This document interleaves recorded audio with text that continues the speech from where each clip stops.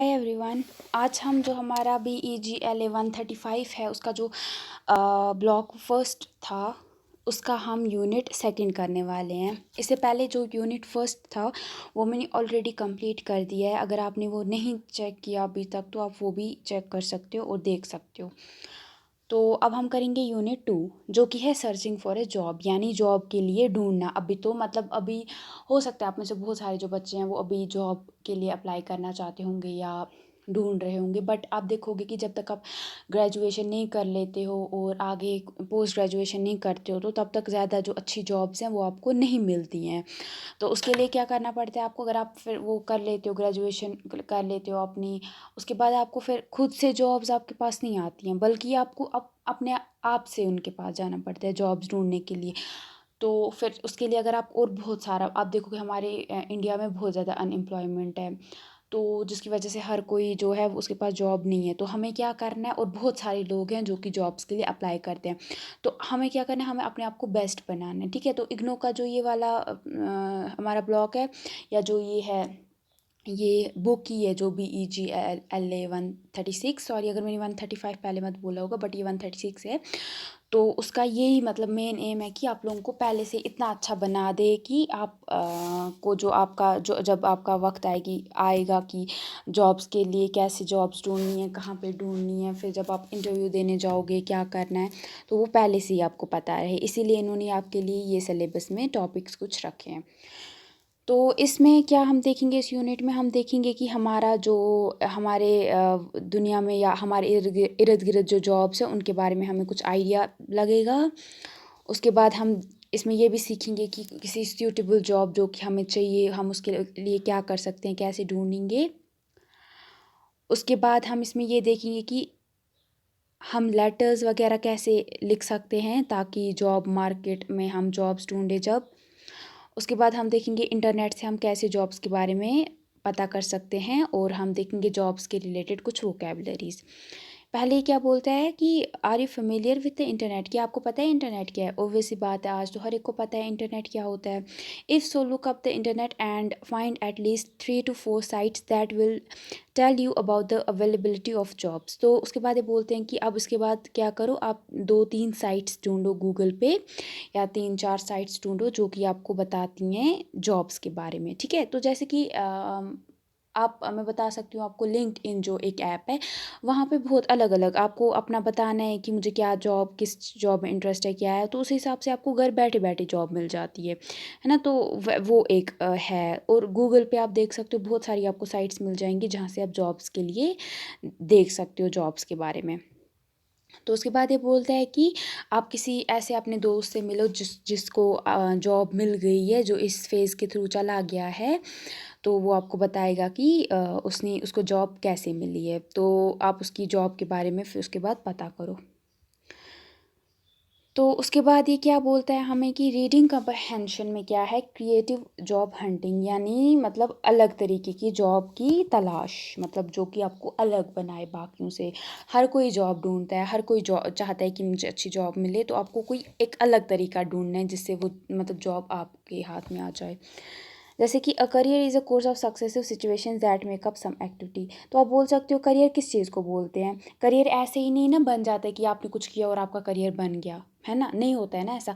आपको बहुत मेहनत करनी होती है। आपको अगर आपको टीचर बनना है उसके लिए आपको पहले पढ़ाई करनी है, खुद समझना है कैसे बच्चे को पढ़ाना है, बहुत सारे बच्चों को पढ़ाओगे, फिर उस हिसाब से आप एक एक स्टेज पार करोगे, ग्रेजुएशन करोगे, फिर पोस्ट ग्रेजुएशन करोगे, फिर टीचर बनोगे, फिर उसके बाद कुछ आपको और करना पड़ेगा, या उसके लिए भी बीएड करना पड़ता है। तो अलग अलग जो ये हैं सिचुएशंस, उनको जब आप पार करते हो उसके बाद एक आपका करियर बनता है ना। करियर मत रातों रात ही बन जाएगा, आप सोए हो सुबह उठे हो तो आपका करियर बन गया है ना, ऐसा नहीं होता है ना। तो ये वही बोल रहा है कि करियर के लिए आपको बहुत सारे जो सिचुएशंस है उनको पार करके जाना पड़ता है। One can have sporting career और अ म्यूज़िकल करियर। तो आप बोल सकते हो किसी का स्पोर्ट्स में करियर होता है, किसी का म्यूज़िक में करियर होता है ना, किसी का टीचिंग में होता है।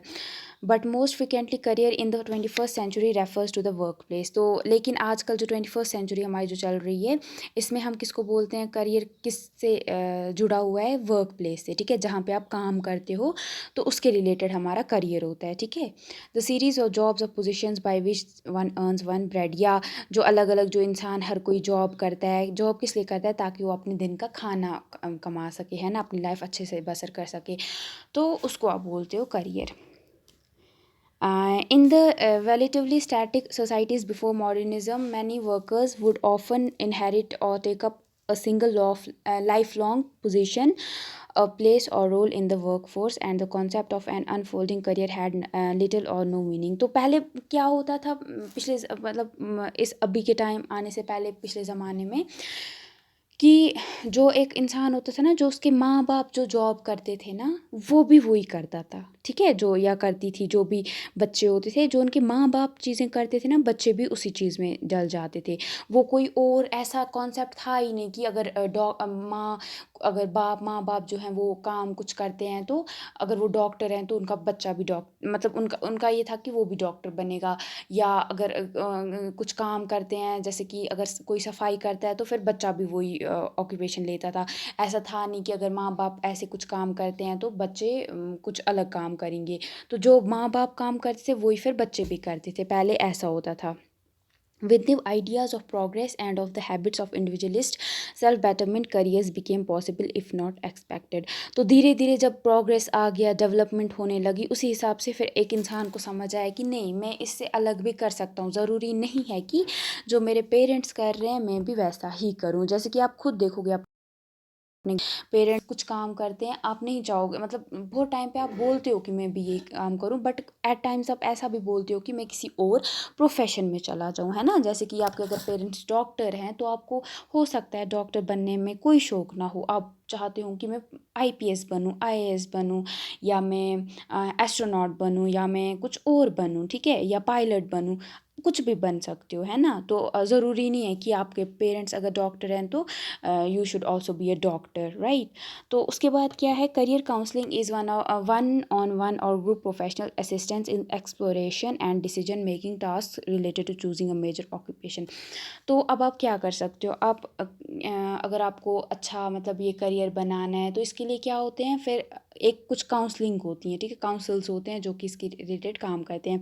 तो जो हमारी करियर काउंसलिंग होती है, ये क्या होती है, एक ग्रुप होता है लोगों का, जहाँ पे मतलब अलग अलग तबकों से लोग आए होते हैं, मतलब अलग अलग ये प्रोफेशन से आए होते हैं, तो उनको पता होता है कि किस प्रोफेशन में क्या होता है, या अगर इंसान की ये नीड्स हैं तो उसके हिसाब से उसको क्या प्रोफेशन चूज़ करना चाहिए।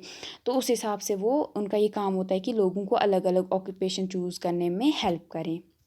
The field is vast and includes career placement, career planning, learning strategies and student development। और जो ये वाली हमारी फील्ड है, ये आपने होगा सुना नहीं होगा ज़्यादा, मतलब करियर काउंसलिंग भी ऐसा होता है। तो इसमें मतलब या तो अगर आपका घर पे, मतलब आपके घर पे अगर कोई बाहर गया होगा पढ़ने के लिए, तो आप शायद आपके जो पेरेंट्स हैं उन्होंने अगर आपका भाई या बहन मतलब गए होंगे बाहर पढ़ने के लिए, तो पहले वो मतलब यहाँ पे बहुत सारे सेंटर्स हैं जो कि करियर के रिलेटेड काउंसलिंग करते हैं, ठीक है। तो वो बताते हैं कि आप अगर एंट्रेंस आपने दिया है तो अब आप किस कॉलेज में अप्लाई, या कहाँ पे अगर नहीं होता है वो क्लियर, तो कहाँ पे आप जा सकते हो। तो फिर वो आपकी काउंसलिंग करते हैं, उस हिसाब से आपको जॉब्स देते हैं। तो बट जॉब सॉरी आपको कॉलेजेस ये बताते हैं कि क्या चूज़ करो, कौन सा कॉलेज। तो करियर काउंसलिंग में क्या करते हैं ये लोग, करियर के रिलेटेड आपको एडवाइस देते हैं, ठीक है। तो इसमें बहुत सारी फिर इस फील्ड में आ जाती हैं, जैसे कि career placement, career planning, learning strategies, or student development. By the late 20th century, a plethora of choices, especially in the range of potential professions and more widespread education, had allowed it to become fashionable to plan a career. तो अब क्या हो गया, अब जो हमारी 20th century जब से आई है, तो तब से क्या हो गया, बहुत सारे प्रोफेशंस आ गए। प्लेथोरा होता है जो मतलब एक साथ बहुत सारा कुछ, कोई चीज़ बहुत ज़्यादा हो जाए, या अलग अलग वेराइटीज़ की चीज़ें जो एक साथ आ जाएं। तो बहुत सारी जॉब मतलब ये आ गई हैं ना, जॉब्स वगैरह आ गई हैं, जिससे क्या हो गया है कि एक इंसान जो है वो अपने करियर को बहुत मतलब फैशनेबल तरीके से प्लान कर सकता है। Once you have decided on your career and completed the course of study, you will need to look for a job.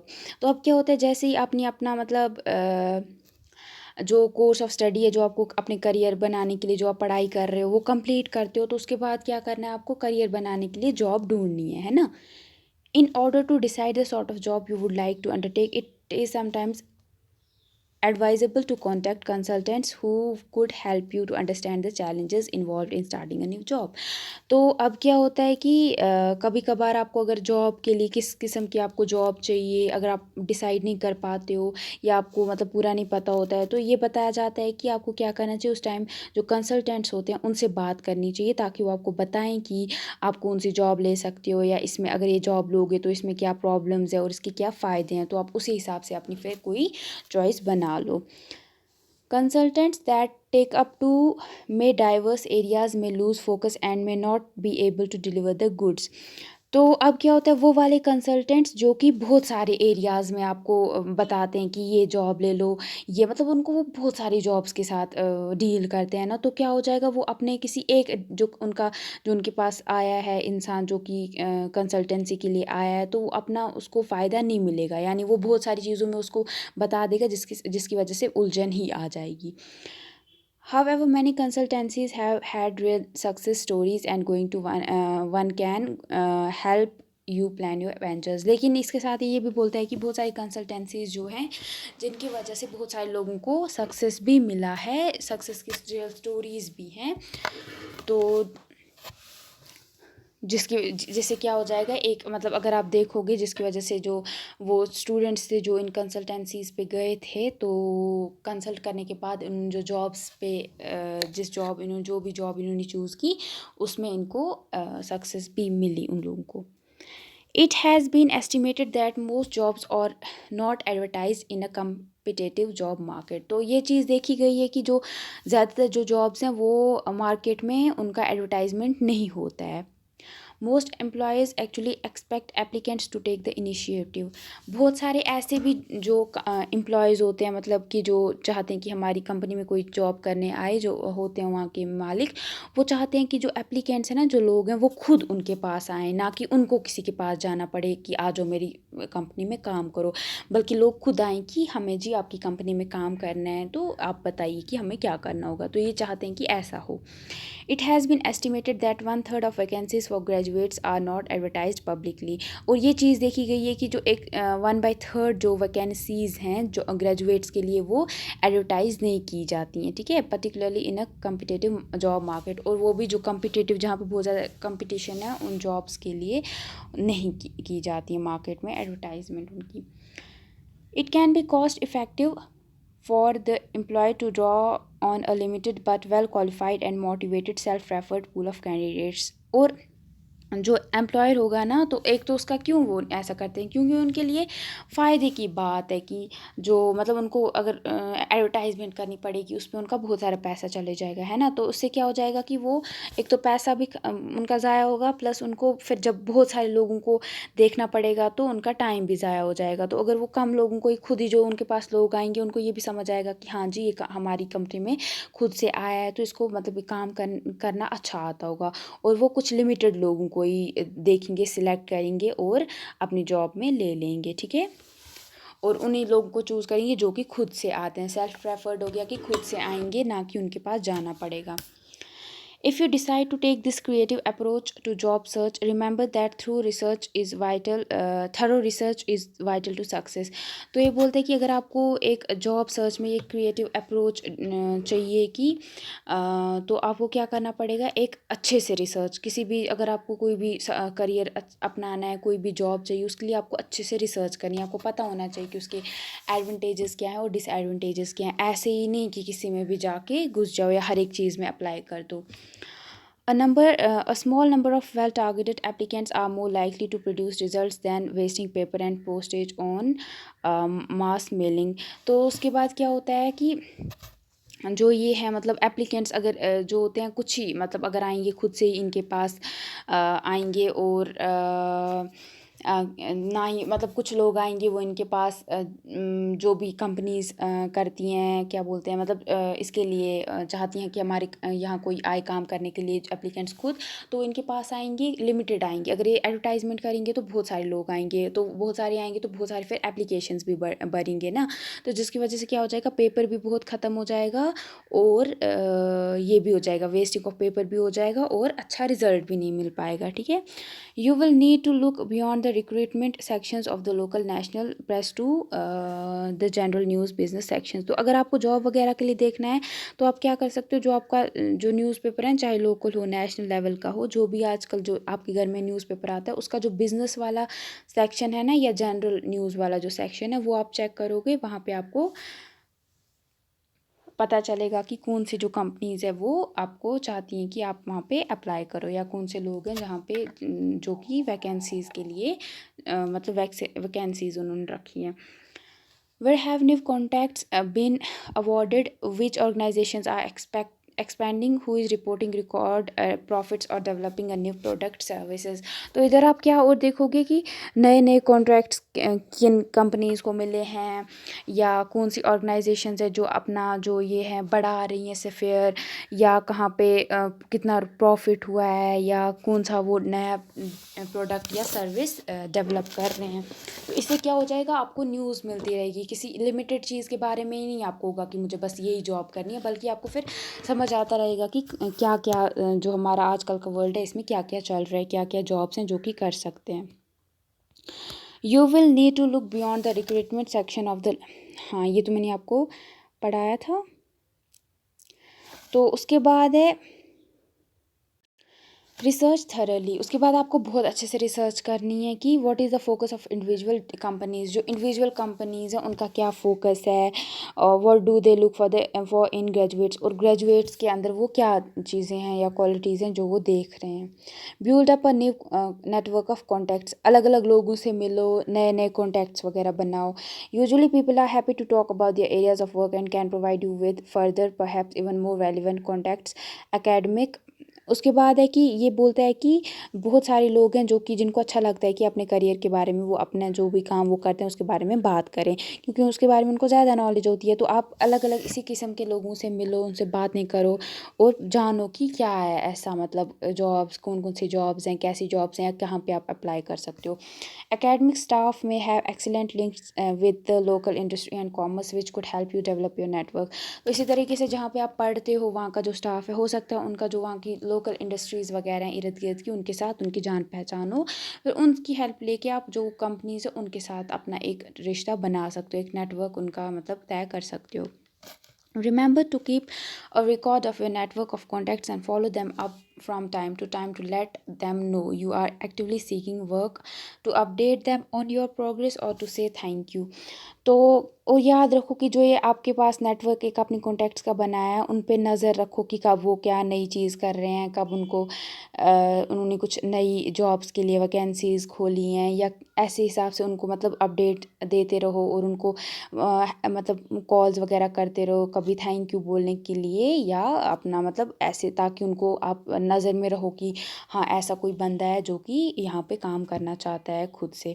Never under estimate the effectiveness of personal contacts, और कभी भी जो आपके पर्सनल कॉन्टैक्ट्स हैं उनको ऐसे मत जाने दो। याद रखो कि उनसे भी आपको बहुत हेल्प मिल सकती है कि कहीं पे आप जॉब ले लो। Hopefully your motivation and perseverance will be recognised when a vacancy does turn up. इससे क्या हो जाएगा, जब भी कभी वैकेंसीज़ वगैरह वहाँ पे आ जाएंगी तो उन इंसान जिनके साथ आपने बात की होगी उनके दिमाग में क्लिक होगा कि हाँ ऐसा एक इंसान है जिसको जॉब की ज़रूरत थी, वो उसको हम ये जॉब क्यों ना उसी को दे दें। Telephone before you send a letter, तो जब भी आप वहाँ कहीं पे इस मतलब जहाँ पे आप जॉब करना चाहते हो वहाँ पे अगर लेटर भेजते हो पहले वहाँ पे टेलीफोन करके रखो, ताकि जो आपकी जो एप्लीकेशन है वो ऐसे डेस्क पे या गलत डेस्क पे ना पहुँच जाए।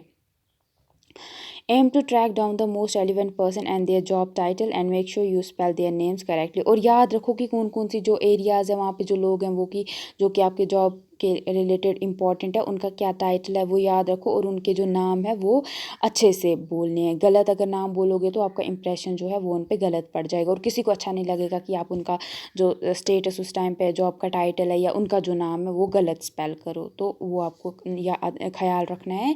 Clearly state what job area you are interested in, और साफ साफ उनको बताओ कि कौन कौन से जॉब्स में आप इंटरेस्टेड हो, ठीक है।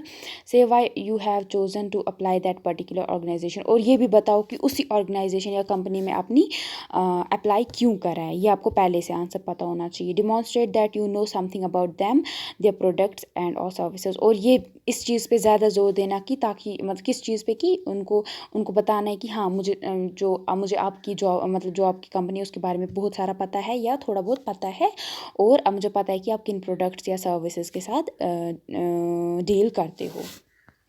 You will need to convince the employer that you can do the job for which you are applying, और आपको जो आपका एम्प्लॉयर है जहाँ पे आप काम करने जा रहे हो उसको बताना है कि उसको कन्विंस करना है कि जो वो जॉब है आप उसके लिए जो अप्लाई कर रहे हो आप बहुत अच्छे से वो जॉब करने वाले, और आपको मतलब उस जॉब मतलब आप उस उनको धोखा नहीं दोगे, ठीक है। ऐसे उसको मतलब ये करना है।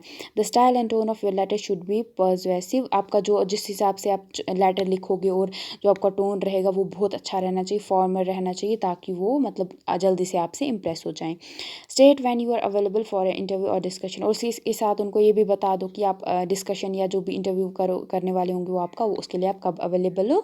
You may want to follow your letter with a telephone call 5 days later to demonstrate your commitment and enthusiasm, और उसके बाद कुछ दिनों के बाद जब आपका लेटर चला गया होगा उसके कुछ दिनों के बाद आपको वापस से उनको कॉल करना है और पूछना है कि आपका क्या मतलब सीन क्या है उनका, मतलब आपका जो लेटर था उस पर क्या काम हुआ है, तो उसी हिसाब से, ताकि उनको भी पता चले कि हाँ ये जो बंदा है ये जॉब के लिए बहुत ज़्यादा इंथुसियास्टिक है। आपको यह लग रहा होगा कि ये मतलब इससे तो मत वो गलत मेरे बारे में सोचेंगे, वो बोलेंगे कैसा मतलब ये छोड़ ही नहीं रहा है पीछा, नहीं मतलब उनको भी कुछ चीज़ पाने के लिए आपको कुछ ना कुछ चीज़ तो खोनी पड़ती है ना, तो आपको ये थोड़ा मतलब अपना वो ईगो जो है वो साइड पे रख के अपने आप से मतलब उनको करना है, क्योंकि उनको आपकी ज़रूरत नहीं है, आपको उनकी ज़रूरत है ना। मतलब अगर आप नहीं वहाँ पे जाओगे तो कोई और आ जाएगा, वो आप जॉब ले लेगा, तो आपको बताना है कि आप उन सबसे बेस्ट हो, तो आपको ये सारी चीज़ें करनी पड़ेंगी। If you want to discuss creative job hunting or receive feedback about your CV and covering letter, feel free to speak to a career advisor or use an e-guidance services. तो उसके बाद है आपका इसमें एक्टिविटी फर्स्ट है, इसमें था कि what does a career imply in the 21st century, इसमें आपको बताना है कि 21st सेंचुरी में करियर का मतलब क्या है, तो ये पहले ही पैराग्राफ में हमने बताया था। उसके बाद जो दूसरा क्वेश्चन है वो बोलता है कि before the so called modernism what sort of job existed, तो अभी का जो ये ज़माना है इससे पहले किस किस्म की जॉब्स होती थी, ठीक है। यानी पहले वो जॉब्स होती थी जो माँ बाप करते थे वही फिर बच्चे भी कर लेते थे, इनहेरिटेड जो होता था। What is the role of career counsellors और एडवाइजर्स, तो जो करियर काउंसलर्स होते हैं ना और जो एडवाइजर्स, इनका क्या काम होता है, तो इनके नाम में इसकी जो ये है मीनिंग है छुपी है। यानी जो ये एडवाइजर्स और करियर काउंसलर्स होते हैं ये हमें करियर के रिलेटेड काउंसल करते हैं और एडवाइसेस देते हैं कि कौन सा करियर हमारे लिए कितना बेस्ट है, हमारी नीड्स वगैरह के हिसाब से कौन सा करियर है जिसमें हम अपना 100% दे सकते हैं। लिस्ट सम अदर एरियाज़ इन विच करियर काउंसलर्स वर्क, कुछ और एरियाज़ आपको बताने हैं जिसमें जो करियर काउंसलर्स हैं वो काम करते हैं, तो इसके बारे में मैंने आपको पहले ही बता दिया था एक पैराग्राफ में। उसके बाद है besides counsellors who are the other people who can help you with job, तो काउंसलर्स के बगैर और कौन से लोग हैं जो कि आपको इसमें हेल्प कर सकते हैं। तो उसके बाद है आपका a creative approach to a job implies, एक अच्छी जो क्रिएटिव अप्रोच होगी जो जिससे हमें जॉब मिल सकती है वो क्या है। उसके बाद है how do you prevent your application from reaching goal, तो आप अपने जो आपकी जो जॉब है मतलब जो आप लेटर भेज रहे हो उसको उनको अजीब ना लगे, वो उससे बचाने के लिए आप क्या कर सकते हो, आप उनको पहले ही फ़ोन कॉल कर दो कि मेरे ऐसे है, मैंने मतलब आपकी कंपनी में काम करने का शौक़ है और मैंने ऐसे वहाँ पे लेटर भेज दिया, तो आप उस पर काम कर दो या जो भी होगा। तो उसके बाद है हमारा वोकैबुलरी, तो इसमें है fill in the blanks with the most appropriate words, तो इसमें आपको कुछ जो दो वर्ड्स दिए हैं इन ब्लैंक्स के लिए, तो इनमें से जो आपको सही वर्ड लगेगा वो आपको लिखना है। तो जैसे कि I have been in this job so long that I feel my career is more or less क्या हो सकता है यहाँ पे, स्टैटिक, ठीक है। उसके बाद है आपको it is interesting to dash the possibilities of different career options. तो यहाँ पे आएगा आपका एक्सप्लोर, ठीक है, ढूंढना। It is advisable to take help from dash to find a job. यहाँ पे आएगा आपको कि कंसल्टेंट से आप हेल्प ले सकते हो ताकि आप अपनी नई जॉब्स ढूंढ सको। उसके बाद है आपका sometimes in the dash world today jobs are not advertised, यानी आप लिख सकते हो आजकल के जो ये मतलब कंपटीशन वाला दौर है उसमें, तो यहाँ पे कम्पिटिटिव आएगा, ठीक है। Jobs are advertised in the dash sections of the newspapers, किन सेक्शंस में आता है, मैट्रिमोनियल में आएगा। मैट्रिमोनियल क्या होता है, जो कि शादी के रिलेटेड होता है, शादी के रिलेटेड मतलब जॉब्स वाला होगा। तो हमें क्या देखना है, रिक्रूटमेंट जो वाला जो हमारा ये होगा सेक्शन, वहाँ पे हमें देखना है। तो जिसका मतलब हो गया लोग हमें रिक्रूट करना चाहते हैं अपनी जॉब के लिए, अपने यहाँ काम करने के लिए। तो उसके बाद है कि look at the adjectives below, match each of the definitions with one of the adjectives, the first one is done for you. तो आपको जो यहाँ पे कुछ ये दी गई कुछ वर्ड्स पहले डेफिनेशंस दी हैं और उसके लिए उसके साथ साथ ऊपर वर्ड्स दिए हैं। तो आपको डेफिनेशंस दी हैं फिर वर्ड्स दिए हैं, तो आपको बताना है इस डेफिनेशन के लिए कौन सा वर्ड है जो कि ज़्यादा अच्छा सूट करेगा। जैसे कि a person who wants to get to the top, वो इंसान जो कि बहुत ऊपर जाना चाहता है, उसका क्या होता है मतलब एम्बिशियस, मतलब वो बहुत कुछ लाइफ में हासिल करना चाहता है। उसी तरीके से है आपका कि a person who can relate to others feeling, वो इंसान जो कि दूसरों की जो फीलिंग्स है उनको समझे, उसको क्या बोलेंगे हम, उसको हम बोलेंगे एम्पैथेटिक, ठीक है। एम्पैथेटिक यानी EMPATHETIC, एम्पैथेटिक। उसके बाद है अ person who enjoys meeting people and new situations, वो इंसान जिसको नए नए लोगों से मिलना अच्छा लगता है और नई नई सिचुएशंस को डील करना अच्छा लगता है, उसको आप बोलोगे एक्सट्रोवर्ट। जैसे हम बोलते हैं ना वो इंसान जो बहुत बातें करता है उसको एक्सट्रोवर्ट बोलते हो। इंट्रोवर्ट होता है जो कि अपने आप में ही घुसा रहे, उसको दूसरे लोगों से बात करने में ज़्यादा इंटरेस्ट ना हो। तो यहाँ पे आएगा आपका extrovert. A person who is always on time, वो इंसान जो कि हमेशा टाइम पे होता है, उसको आप बोलोगे punctual. A person who can be counted upon, वो इंसान जिस पे जब आपकी लाइफ में कोई मुसीबत आ जाए तो आप उसके पास जा सकते हो, तो रिलायबल, तो उस पर आप भरोसा कर सकते हो कि वो आपकी हेल्प करे या जो रिलायबल हो। उसके बाद है आपका a person who can change people's opinions, वो इंसान जो लोगों के ओपिनियंस चेंज कर सके उनके टुवर्ड्स, तो उसको आएगा पर्सुएसिव। उसके बाद है आपका a person who is good at finding solutions to problems, वो इंसान जो कि प्रॉब्लम्स का हल ढूंढने में अच्छा हो, तो उसको बोलते हैं practical. A person who is original in his thinking, वो इंसान जो कि अपना जो ओरिजिनल जो है उसमें विश्वास करे, बाकी के उस पर जो हो उसी को कॉपी ना करे, उसको बोलेंगे हम creative. A person with the capacity for vigorous activity, वो इंसान जो कि बहुत खतरनाक एक्टिविटी अच्छे से कर पाए या बहुत सारा काम एक अच्छे से कर पाए, उसको बोलेंगे एनर्जेटिक। उसके बाद है हमारा अ person who is easily affected by emotions, वो इंसान जो कि अपने इमोशंस के बस में हो, मतलब उनसे जल्दी कंट्रोल हो जाए, उसको बोलेंगे सेंसिटिव। उसके बाद a person who is forceful and vigorous, वो इंसान जो कि बहुत फोर्सफुल है और मतलब बहुत ये करता है, बहुत तेज़ी से कोई चीज़ करे या जल्दी उसको गुस्सा वगैरह आ जाए, तो उसको बोलोगे आप dynamic. A person get who does not easily get ruffled, वो इंसान जो जिसको जल्दी आप जिसका जो सर है जल्दी आप ना फेर सको, मतलब उसको जल्दी गुस्सा ना दिला सको, तो उसको आप बोलोगे कूल हेडेड। उसके बाद है आपका लिसनिंग, इसमें क्या है, listen to this advertisement on the audio, complete the passage after you have listen to the advertisement. तो आपको उसके बाद एक ये दी गई है जो टेप स्क्रिप्ट है वो दी गई है, वो आप सुनोगे, उसके बाद ये फिल इन द ब्लैंक्स आपको मिलाने हैं, ठीक है। तो उससे पहले मैं आपको इसका आंसर बता देती हूँ।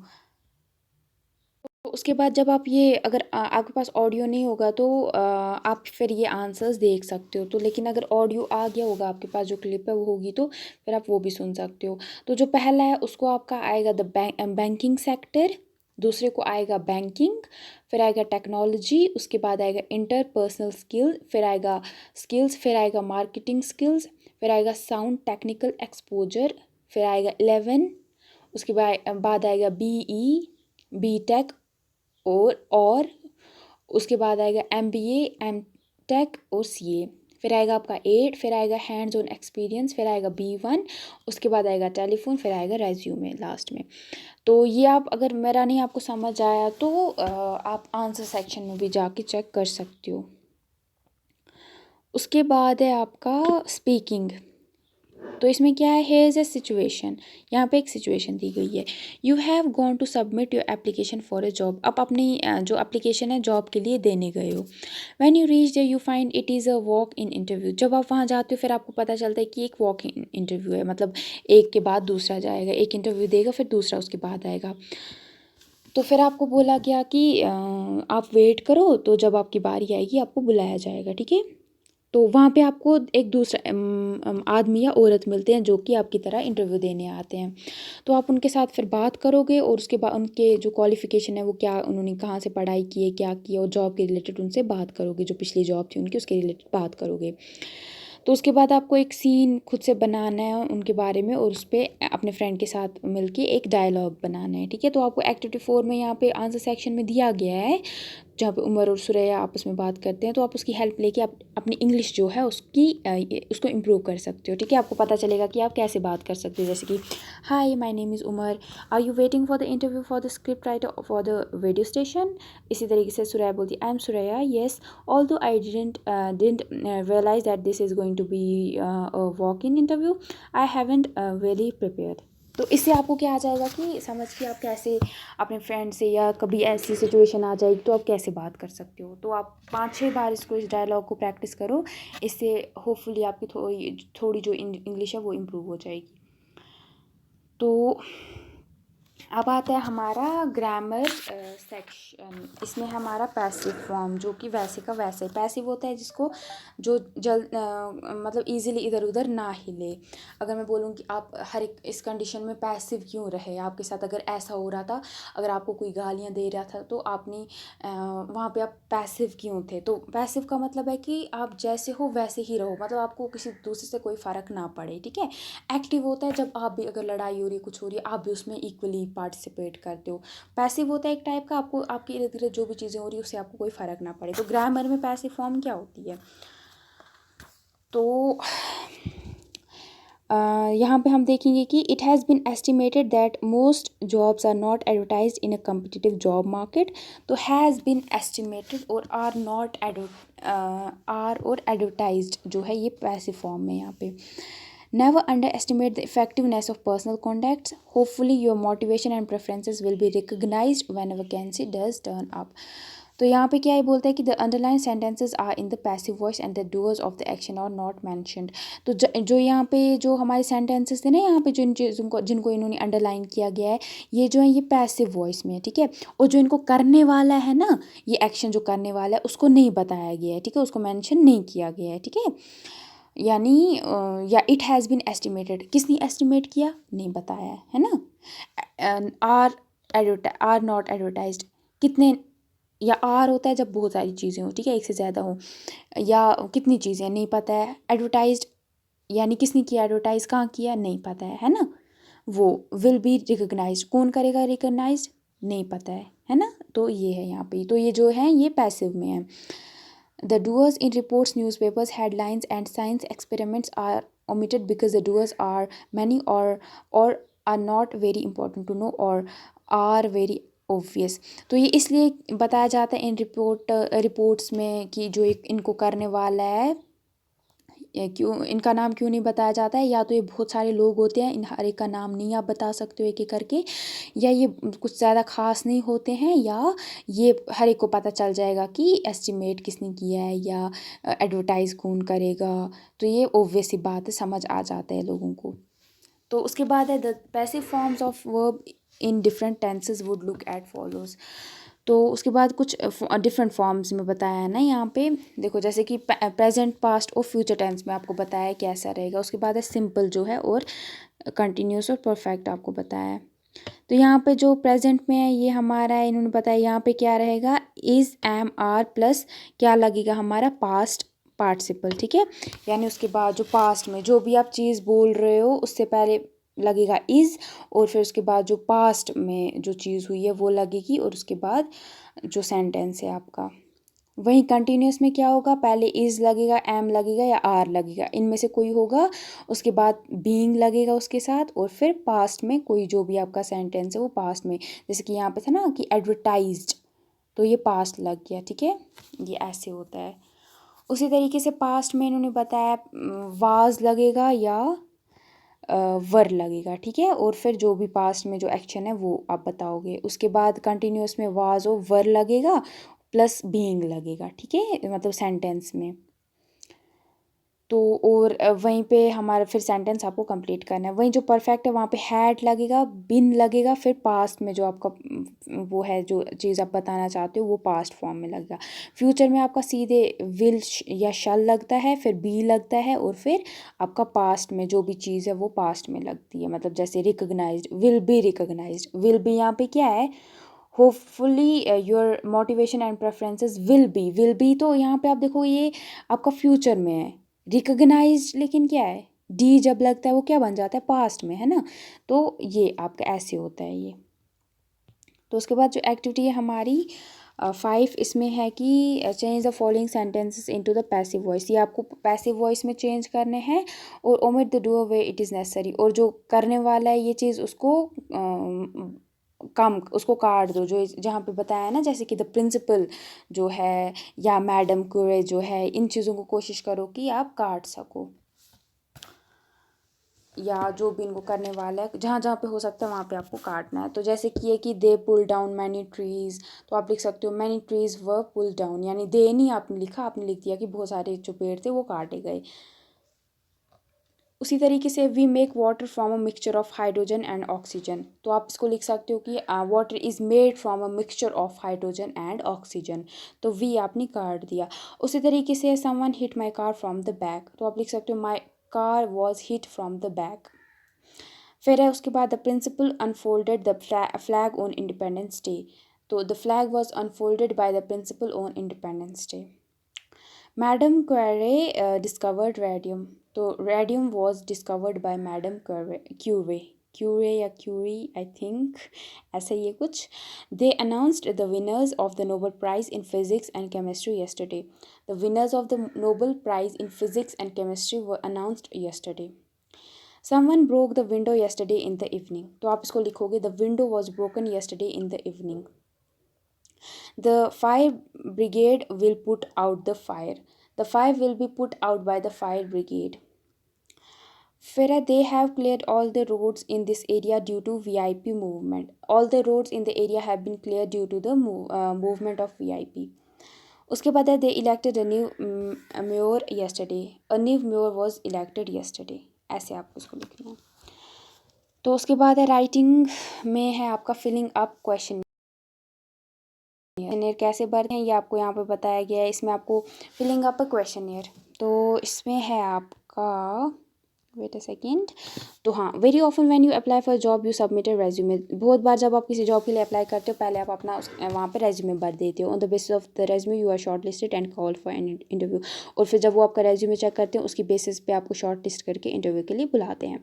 सम companies expect you to fill up questionnaire just before the interview, लेकिन बहुत सारे कंपनीज ऐसी होती हैं जब आप इंटरव्यू देने जाते हो उससे पहले वो चाहते हैं कि आप वहाँ का जो क्वेश्चनियर है ऐसे दिखने में, जैसे इन्होंने बताया ना ये क्वेश्चनियर बिल्कुल ऐसा दिखता है, वो आप उनका भर दो।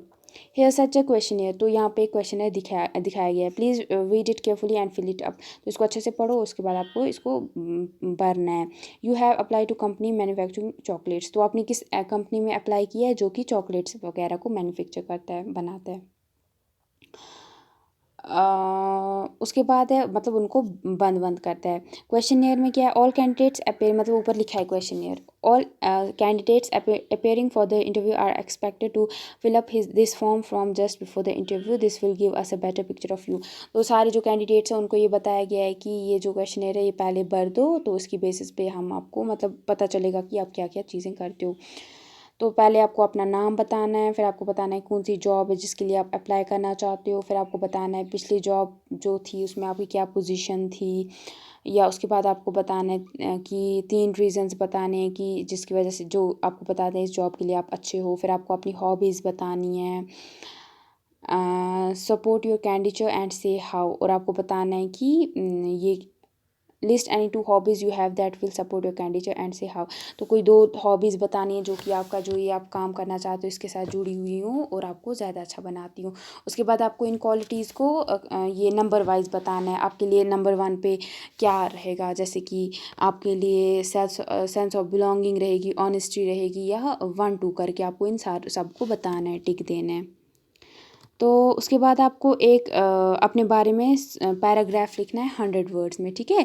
तो आप इसमें अपने जो ड्रीम्स हैं, एम्बिशंस है, या आपका आगे का क्या प्लान है वो आप बता सकते हो। तो आपको पहले लिखना है आपका नाम क्या है, उसी हिसाब से फिर आपको बताना है आप क्या कौन से अभी क्या कर रहे हो, फिर आपको बताना है कि आप क्या करना चाहते हो, कैसे करना चाहते हो, या वो चीज़ करने के लिए आप अभी क्या कर रहे हो। अगर आप उस चीज़ पे पहुंच जाओगे जो चीज़ आप करना चाहते हो, तो फिर आप क्या करोगे उसके साथ। तो इसी के साथ जो है हमारा यूनिट है वो कंप्लीट हो गया है।